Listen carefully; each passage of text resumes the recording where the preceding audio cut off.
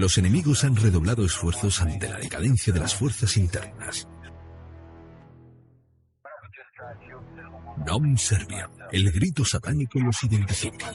Aprenda a reconocer los signos y el pensamiento real de las sectas protestantes, masones, New Age, sionismo internacional, liberales y comunistas. Nom Serviam.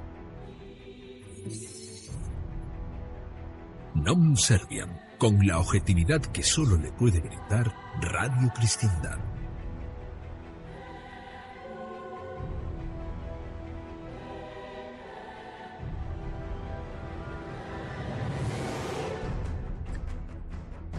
Hemos debido empezar este programa de Non Serviam hablando del protestantismo, pero lo haremos más propiamente hablando del origen del protestantismo y volviendo al gran tema de Lutero.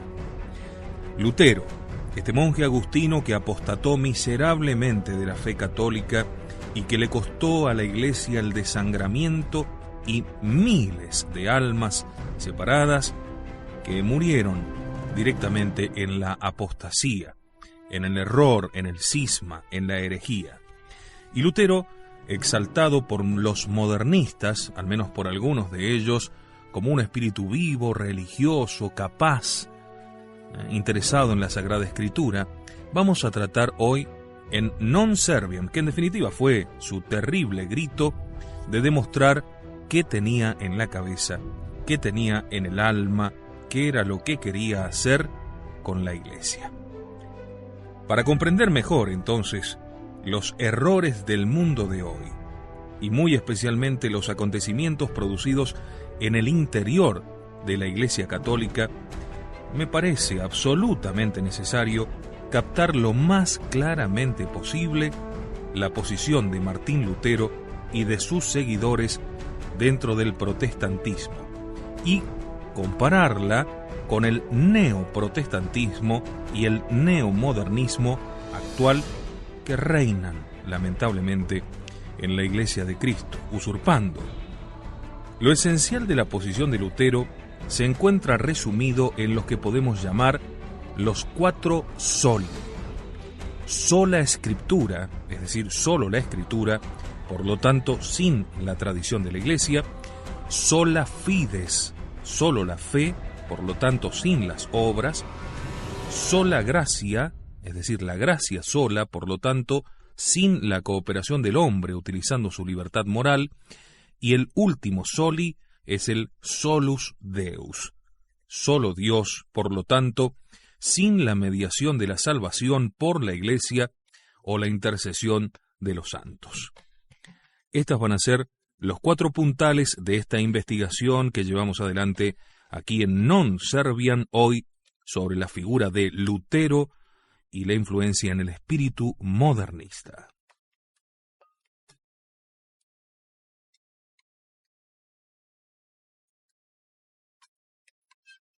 En la primera parte nos centraremos en el primero de los soli, la sola Escritura. Lutero sostiene que la Sagrada Escritura es la única fuente de la revelación divina, y también sostiene que cada cristiano ha recibido la inspiración del Espíritu Santo para comprenderla e interpretarla en un sentido correcto. Según él, el magisterio de la Iglesia ha oscurecido la palabra de Dios, que en sí misma lleva claridad. Hablando en un lenguaje popular diríamos que es mejor para Lutero ordeñar directamente la vaca que ir a buscar la leche a la lechería. Los protestantes de todas las denominaciones y orientaciones, hasta los testigos de Jehová, han hecho suya esta afirmación de Lutero, y no pocos hoy la predican desde los modernistas, contra la cual se puede oponer igualmente toda una serie de argumentos muy poderosos. Y vamos a utilizar para esto, ante todo, el testimonio de la Sagrada Escritura, que también le puede servir a usted para cuando vayan estos grupos protestantes, sobre todo el tono evangélico, a visitar su hogar y tenga algún elemento como para hacerle frente, como para contrarrestarlo. En el peor de los casos, en el mejor de los casos, directamente hay que cerrarles la puerta y no entrar en discusiones. Lamentablemente, adolecemos de mucha instrucción en el pueblo cristiano, y esta gente está adoctrinada en verdad. Si bien utilizan un cassette y si bien utilizan elementos engañosos y falsos que son fácilmente demostrables, además por aquellas personas que tienen un poco de conocimiento, suelen con sus argumentaciones mañosas engañar a pocos fieles desprevenidos. En el Evangelio de San Juan 20, 30-31, encontramos estas palabras. Hay además una cantidad de otros milagros que Jesús hizo en presencia de sus discípulos y que no han sido consignados por escrito en este libro. Y un poquito más adelante, en San Juan 21, 25, podemos leer: hay aún cantidad de cosas que Jesús ha realizado. Si se quisiera ponerlas en detalle por escrito, yo creo, dice San Juan, que no cabrían en el mundo entero los libros que las relataran. Bueno, aquí tenemos entonces con la Escritura una prueba clara que la Sagrada Escritura no presenta nada más que un extracto de las palabras y obras de Jesús, y no se puede saber con plena evidencia según qué criterio se ha hecho la selección. Es pues una hipótesis sin fundamento afirmar que sólo la Escritura contiene la enseñanza de Cristo necesaria para la salvación, y en cuanto a lo que falta, se trata de detalles sin importancia. De hecho, el Señor encomendó a sus discípulos ir y enseñar. En San Marcos 16:15 podemos leer: «Id por todo el mundo, predicad el Evangelio a toda criatura». Él nos lo envió a escribir un libro. No los envió, a escribir un libro, sino a predicar. Por lo tanto, la enseñanza viva bajo la inspiración del Espíritu Santo, Espíritu de verdad, es la que se encuentra en el comienzo de la vida de la Iglesia. Esta realidad corresponde, por otra parte, a una razón de evidencia inmediata. Dios, creador de la naturaleza y de la gracia, se sirve de los hombres como instrumentos para el gobierno del mundo y otorgar la salvación. En esto la palabra viva tiene una importancia muy especial, la comunicación de persona a persona. El Creador conoce sus obras y particularmente el alma humana, con sus facultades, sus aspiraciones y la manera de comunicarle la vida. Fides ex auditu, la fe viene de la predicación, dice San Pablo en la carta a los Romanos 10:17. La Sagrada Escritura ha sido escrita solo después de un cierto tiempo de existencia de la Iglesia, durante el cual la plenitud de su vida estaba ya ampliamente manifestada en la celebración del santo sacrificio de la misa, la predicación del Evangelio, la administración de los sacramentos y el ejercicio de la autoridad según los principios evangélicos. Si la Escritura fuera el fundamento definitivo de la Iglesia, ella misma no hubiera podido existir en los primeros años. Y por lo tanto, ¿qué deberíamos decir de la formación del colegio apostólico? Que no tenía razón de existir, ¿verdad? ¿Quién determina qué es lo que pertenece y lo que no pertenece a las Escrituras? En otras palabras, ¿quién fija el canon de las Sagradas Escrituras? El criterio a emplear no puede encontrarse en la misma Sagrada Escritura. ¿Por qué? Porque entonces el texto mismo podría, a justo título, y aún debiera ser puesto o sometido a cuestionamientos. Debe entonces necesariamente encontrarse fuera de la Escritura y poseer la aptitud requerida para distinguir y discernir con certeza los textos auténticos inspirados de los apócrifos. Y este criterio reside justamente en el magisterio, instituido por nuestro Señor Jesucristo, que transmite el depósito de la fe bajo la conducción del Espíritu Santo a través de los siglos. En caso de dudas y controversias, ¿quién interpreta finalmente la Escritura? El mismo Espíritu Santo, dicen Lutero y los protestantes. El católico está de acuerdo, sí, el Espíritu Santo, pero con una precisión, y es de que el Espíritu Santo se manifieste objetivamente en una institución divina compuesta por hombres. En una palabra, el Espíritu Santo se manifiesta en el magisterio de la Iglesia. De tal manera que la conservación del depósito de la fe está por encima de toda duda y de cualquier relativización subjetiva.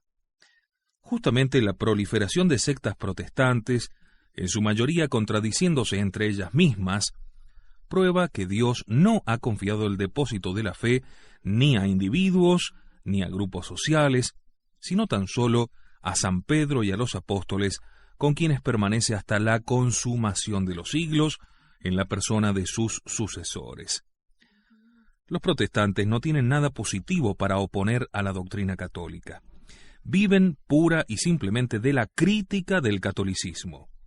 Y por eso pretenden que nosotros los católicos no hemos encontrado nada mejor que ellos, puesto que ellos tienen la Sagrada Escritura como libro de última instancia, mientras que nosotros tenemos un libro de más, es decir, la colección completa de los dogmas. La respuesta a esta objeción es absolutamente simple. La Iglesia Católica no es ni un conjunto de dogmas, ni desde luego un sistema moral. La Iglesia Católica es el Emmanuel, el hombre Dios, que continúa viviendo y obrando entre nosotros en su sacrificio, en sus sacramentos y en la jerarquía instituida por Él, que es la que posee el depósito de la fe, y es la que debe continuar defendiéndolo. La Iglesia no tiene una tradición, sino que ella es esencialmente tradición, es decir, la continuidad del Verbo hecho carne. De tal manera que no es la Iglesia quien bautiza y quien enseña, sino que es propiamente y en definitiva Cristo, quien sacrifica, quien bautiza, quien enseña como pontífice máximo, sirviéndose del sacerdote humano y del Papa como instrumentos para otorgar la salvación.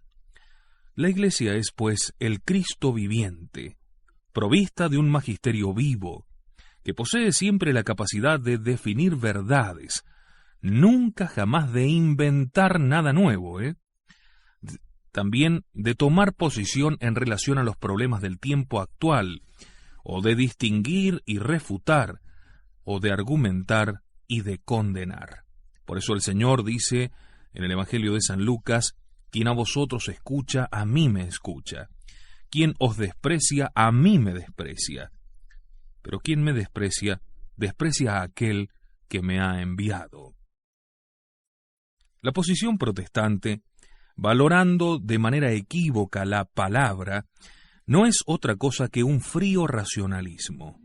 No quiere reconocer que el Verbo se hizo carne, que nuestro Señor se sacrificó y continúa ese sacrificio en el tiempo y en el espacio para nuestra salvación. Rechaza el altar y pone en su lugar solo una cátedra. El sermón, el canto constituyen el centro, y ya no más el Cordero inmolado y el tabernáculo del Dios vivo. El católico de hoy no puede sino sentirse dolorosamente afectado, por eso que es sencillamente la repetición en el interior de la Iglesia de la Reforma protestante, bajo las influencias denunciadas, el rechazo del magisterio de la Iglesia, la negación de la continuación y comunicación de Cristo, la negación del misterio y el paso a un frío racionalismo, es decir, al naturalismo. Cuando allá en el siglo XVI la ciudad de Stuttgart pasó al protestantismo, en el día fijado para adoptar la nueva religión, los clérigos celebraron por última vez el santo sacrificio. Luego el celebrante retiró el Santísimo Sacramento del tabernáculo y la luz del santuario que indica la presencia real fue apagada. Ese edificio continúa estando allí, frío, pero él, el Emmanuel, se ha ido. Ya no vive allí. En segundo lugar, decíamos que Lutero fijaba la sola fides. Lutero pretende que la fe sola es suficiente para la salvación y que las buenas obras como la limosna, el ayuno, las obras de mortificación y el camino de la perfección en la vida monástica no son meritorios. Llega a decir que el hombre peca cada vez que hace una obra buena. Se pueden tomar de la misma Sagrada Escritura afirmaciones clarísimas que refutan este error protestante. Por ejemplo, en la carta de Santiago 2:26 podemos leer: la fe sin obras está muerta. También en el Apocalipsis son llamados bienaventurados los muertos, porque dice 14:3 Apocalipsis, sus obras les siguen. Y también en el segundo libro de los Macabeos, el valiente guerrero Judas hace una colecta para los difuntos, a fin de que se ofrezca un sacrificio expiatorio, pues pensaba correcta y piadosamente con respecto a los muertos, dice la Escritura en 2 Macabeos 12:45. Lutero era, claro, perfectamente consciente de la dificultad que encontraba para defender su tesis de la sola fe, de la sola fides. Por eso fue drástico y directamente rechazó la epístola de Santiago, llamándole epístola de paja. El Apocalipsis lo nombró como un libro dudoso, y al libro de los Macabeos directamente le puso el mote de apócrifo.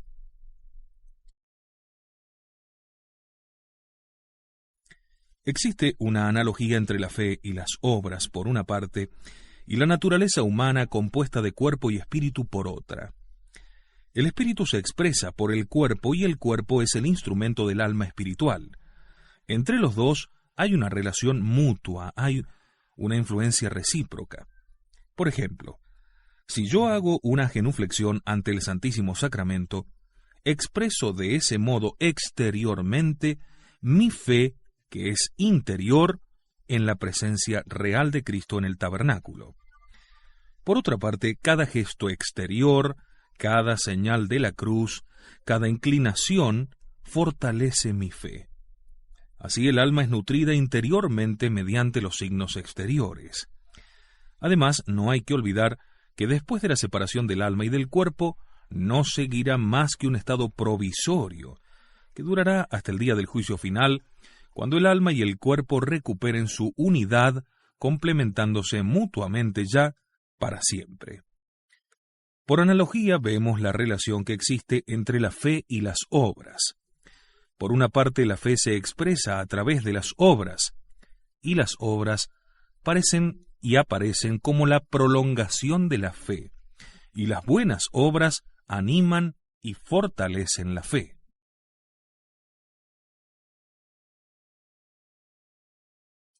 Sin la fe, las obras están muertas, como está muerto el cuerpo sin el alma. La ausencia de buenas obras conduce a una fe muy débil o muerta. Como después de la muerte el alma espera a su cuerpo, la fe pide la obra buena. Podemos decir que la fe y las buenas obras juntas determinan el mérito delante de Dios, como el alma y el cuerpo constituyen juntos la naturaleza humana.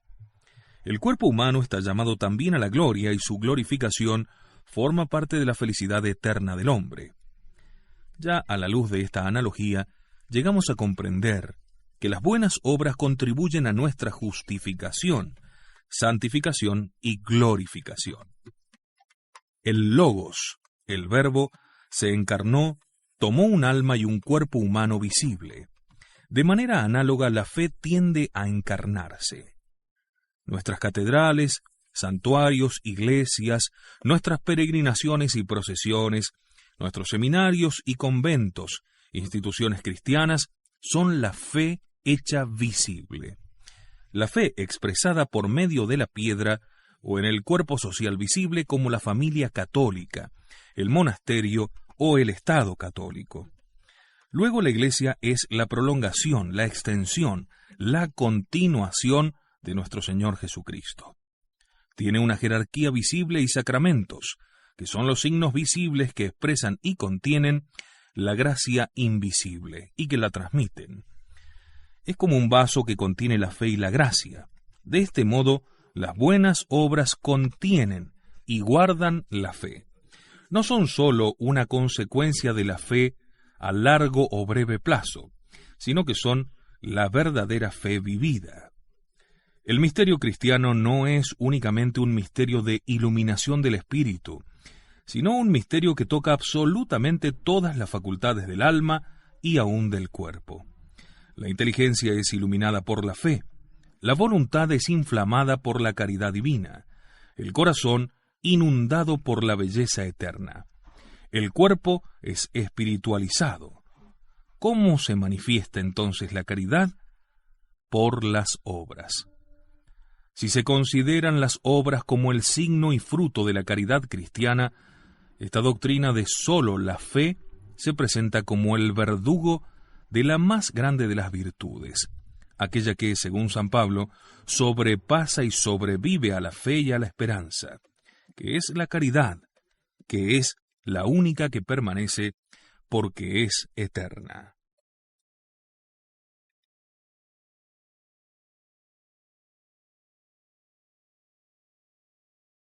El tercero de los soli, la sola gracia. Lutero no quiere aceptar la idea de la colaboración del hombre en la obra de su justificación y de su santificación. Para él la gracia de Dios hace todo. Ella obra absolutamente sola. Llegó a esta negación por un falso concepto del pecado original y de sus consecuencias. Según él, en la caída, la naturaleza humana no sólo ha sido gravemente herida, como enseña la Iglesia, sino completamente destruida, sobre todo el del libre albedrío. De tal manera el hombre ya no posee ninguna capacidad para recibir los mensajes divinos, ningún receptáculo para recibir la gracia. Ha llegado a ser sordo al llamado de Dios y absolutamente incapaz de cooperar de ninguna manera a su curación y a su salvación. Es lógico, pues, que Lutero considere la justificación como un proceso puramente extrínseco. Según él, Dios arroja sobre el pecador el manto de los méritos de Jesucristo y entonces lo declara justificado, mientras el pecador permanece interiormente en el mismo estado y sin la menor transformación o conversión. Para los católicos, la justificación es un verdadero pasaje interior, del estado de pecador al estado de justicia, y su manifestación externa va a la par de esta transformación de su alma por la gracia. San Pablo llama a los primeros cristianos con estos términos: purificados, justificados, santificados, bien amados de Dios. La negación de la libertad conduce a Lutero necesariamente a declarar vana y aún temeraria toda iniciativa humana sobrenatural o toda acción de la Iglesia. Esto con todas las consecuencias que se derivan. Así, la idea de un sacrificio propiciatorio contradice directamente las instituciones de Cristo, una satisfacción vicaria de la Iglesia y de sus miembros se convierte en un desprecio de los méritos de Cristo y, al fin de cuentas, una blasfemia contra Dios, según Lutero. Las ideas de penitencia, mortificación, renunciamiento, sacrificio, pierden entonces todo su sentido, y no son admitidas sino como algo eventual, como un signo lejano de la fe de otro tiempo. Como vemos, es muy parecido a lo que sucede hoy. En fin, la fe no es más para Lutero una participación en el conocimiento de Dios y la aceptación de su revelación, sino más bien una especie de confianza ciega e irracional en los méritos de Cristo. De la negación del libre albedrío del hombre se siguen dos consecuencias fundamentales. Por un lado, todo el orden moral se derrumba, y por otro no puede haber criaturas transformadas por la gracia de Dios, es decir, santos. Veamos algunos ejemplos de cambios en la moral. En la vida cotidiana, la moral conyugal protestante difiere notoriamente de la católica. Para darse cuenta es suficiente considerar el número de nacimientos en las regiones católicas y comparar con el número de hijos en las regiones protestantes. En la vida personal, la concepción protestante modifica profundamente la mentalidad. Las estadísticas muestran, por ejemplo, que un sacerdote católico muere 10 años más joven que un pastor protestante. Hay varias razones. El sacerdote católico se ofrece cada día en el santo sacrificio de la misa como víctima expiatoria con Cristo y da su vida por sus ovejas. Debe levantarse temprano para rezar su breviario, escuchar confesiones, administrar incluso por la noche, a cualquier hora, la extremaunción a los enfermos. Muere con el corazón quebrado por el amor de Dios y de las almas, y en soledad. El pastor protestante vive en forma diferente. Es el presidente de una comunidad, prepara durante la semana su sermón y el canto comunitario, organiza su parroquia y celebra de tanto en tanto la cena con su comunidad. No tiene un sacrificio para celebrar, ni confesiones que escuchar, ni viático que llevar, ni extrema unción que administrar. Llega el domingo a su iglesia con su familia, que es más bien una sala de reunión que no la casa de Dios vivo, para luego de cumplida la ceremonia, cerrarla hasta el domingo siguiente e irse de camping con su familia. La diferencia es abismal. El reformador Calvino retoma la doctrina de Lutero sobre el pecado original, la justificación y la negación del libre albedrío y saca sus conclusiones hasta el final. Si el hombre no puede valerse para nada en las obras de salvación, existe entonces, dice Calvino, una predestinación para el cielo y una para el infierno. El hombre no puede de ninguna manera ya cambiar su destino. Aquí están los frutos de la visión de Lutero, Calvino. ¿Cómo se sabe si uno está predestinado para el cielo? Preguntémosle a Juan Calvino. Principalmente por la abundancia de las bendiciones temporales de Dios. Cada uno, deseando probar que está predestinado para el cielo, como buen calvinista, debe procurarse aumentar lo más posible las bendiciones temporales de Dios. El que tiene plata está predestinado para el cielo, y el pobre está predestinado para el infierno. Las estadísticas demuestran de manera evidente una gran diferencia en la prosperidad entre católicos y protestantes, y entre países católicos y países protestantes. Ahora una palabra con respecto a los santos. No solamente de hecho no los hay dentro del protestantismo, sino además no puede allí haberlos. Un santo es un hombre renovado y transformado por la gracia de Dios. Ha pasado del estado de pecado al estado de justicia, y no en virtud de sus propios méritos, sino por la acción de Dios y la eficacia de la gracia que purifica, que ilumina, que fortalece y que santifica su alma por la virtud de la cruz de Jesucristo. Pero por su voluntad libre, elevada por la gracia, el santo ha debido aportar su cooperación virtuosa, a menudo heroica, a esta acción divina. Ser santo significa tener la amistad con Dios, participar en la vida de la Santísima Trinidad, desarrollar plenamente en sí mismo las gracias del bautismo y de la confirmación, darse a la imitación viviente de Cristo en una vida de renunciamiento de sí mismo y de la búsqueda interior de las virtudes. El santo es un sarmiento vivo de la viña viviente que es Cristo. Es ser elevado muy por encima de su fuerza puramente humana. Su conversación ya desde aquí abajo está en el cielo. Porque el protestantismo niega esta colaboración armoniosa entre la gracia divina y la libertad humana, porque niega también la conformación del alma cristiana con el alma de Cristo, si bien pueden poseer los protestantes hombres grandes e inteligentes y aún hombres virtuosos, no puede tener santos.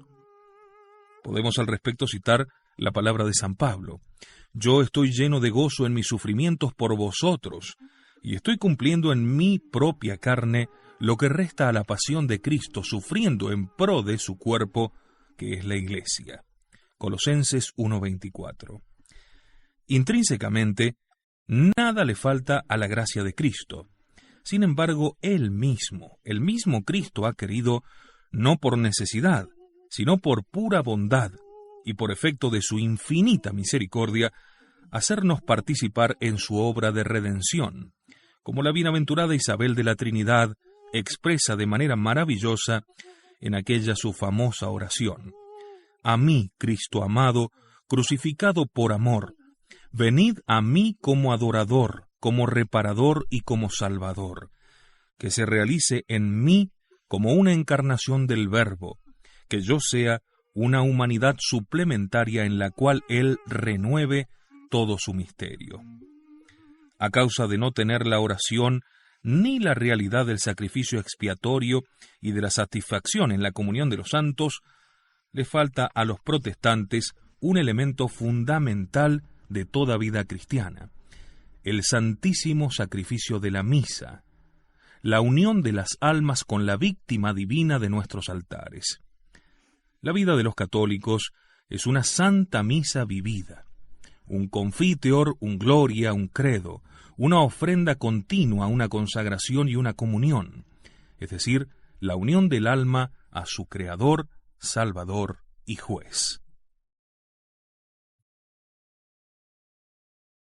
Lutero combate lógicamente el ofertorio de la misa y el canon romano como una abominación. Introduce muy pronto una liturgia reformada, expurgada del carácter sacrificial, al menos del carácter de sacrificio expiatorio e impetratorio, dejando subsistir un sacrificio de alabanza y de acción de gracias. Las palabras de la consagración toman un carácter narrativo. El latín es reemplazado por la lengua vernácula. La comunión se distribuye bajo las dos especies. La realidad del santo sacrificio de la misa está ligada a la realidad de nuestra vida cristiana, que es un combate espiritual, una maduración, un esfuerzo, un ascenso hasta que el alma alcance el resplendor de la eternidad.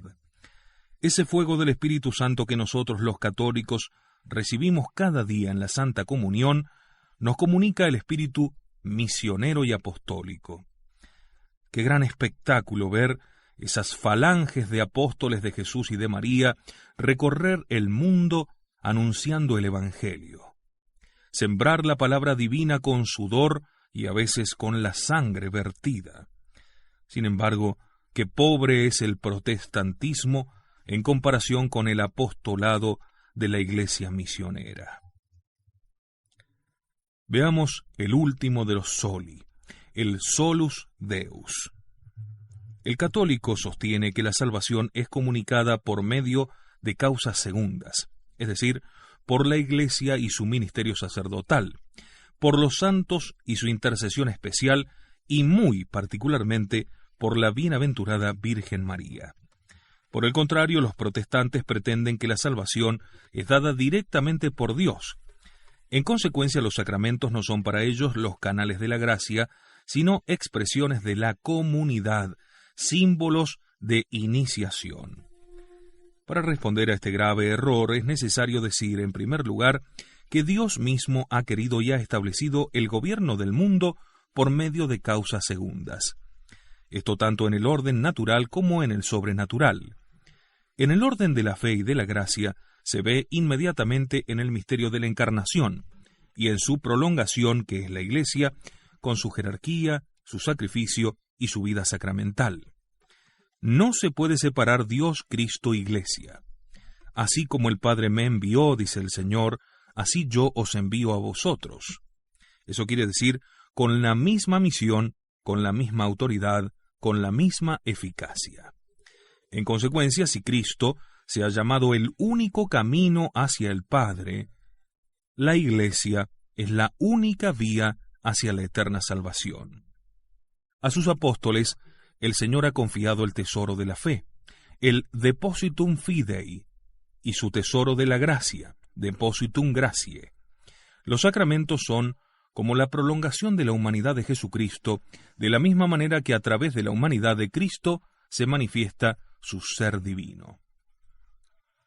En segundo lugar, el Señor ha encomendado de diversas formas y de manera expresa a sus apóstoles el continuar su misión. Haced esto en memoria mía. Id pues enseñad a todas las naciones, bautizándolas en el nombre del Padre, del Hijo y del Espíritu Santo. Los pecados serán perdonados a quienes vosotros se los perdonareis, y serán retenidos a quienes se los retuviereis.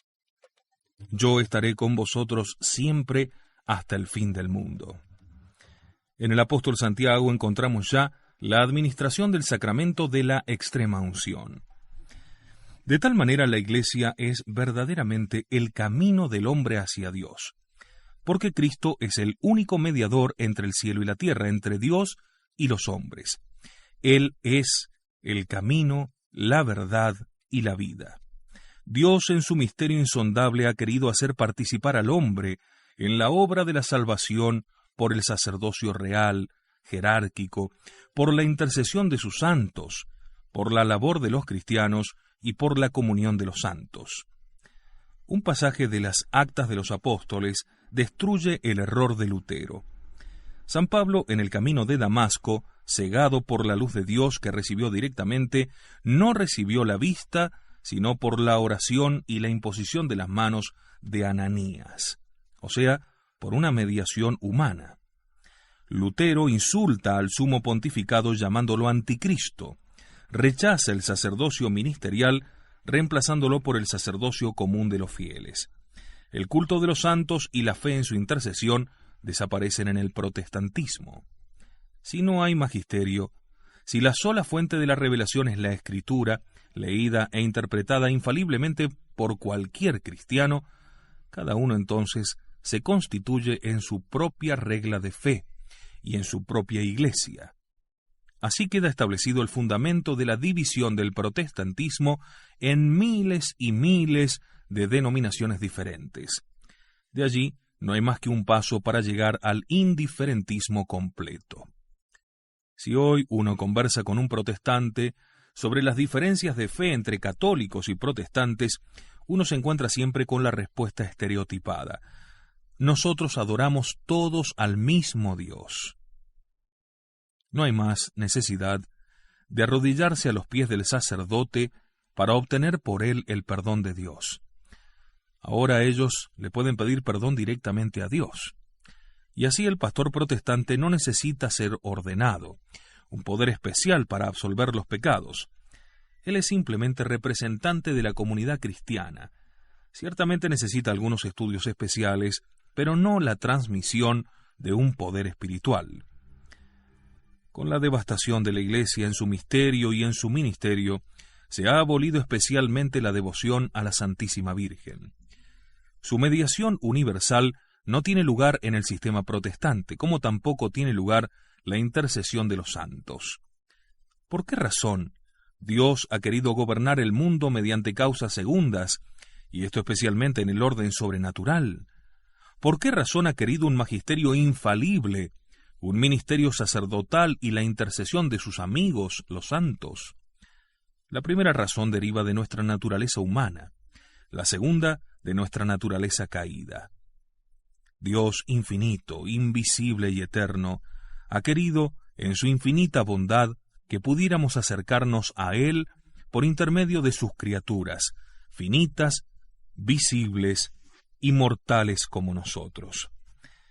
Desde aquel pecado original, Dios, que es el mejor de los médicos y el mejor de los pedagogos, quiere que nos sometamos a los elementos sensibles para curar las heridas de nuestra alma. Quiere que la salvación dependa de algunas gotas de agua, o de un poco de aceite, de algunas migas de pan, o algunas gotas de vino, del acto de ponernos a los pies de un sacerdote, un pecador como nosotros, para confesarle nuestros pecados.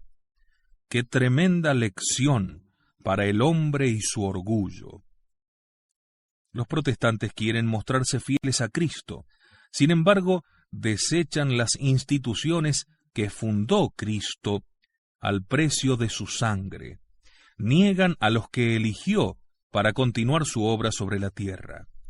Puesto que no comprenden el principio de analogía, no comprenden al Cristo comunicado y extendido a lo largo del tiempo y del espacio. Este cuarto error de Lutero conduce necesariamente a la era de los pentecostales y carismáticos. Entre ellos, cada uno, según creen, recibe directamente el Espíritu Santo sin mediar ninguna jerarquía, ni sacerdocio, ni intercesión de la Santísima Virgen. Se habla de una nueva era de la Iglesia, que no es sino la aceptación de los principios erróneos de Lutero. Se habla de la primavera de la Iglesia. Nunca jamás hemos visto una primavera con tantas hojas caídas. Sin duda hay una etapa de preparación a esta monstruosa herejía en la introducción de la común expresión pueblo de Dios. Este término se encuentra originalmente en el Antiguo Testamento para designar al pueblo elegido, con su jerarquía sacerdotal, pero bajo la inspiración del protestantismo toma un sentido democrático e insinúa hoy la negación de la constitución jerárquica de la Iglesia y de su sacerdocio. El Canon 204 del Nuevo Derecho Canónico determina que cada fiel participa directamente de la dignidad sacerdotal, profética y real de Cristo. Es de ahí que va dirigida en el contexto actual una negación del sacerdocio ministerial.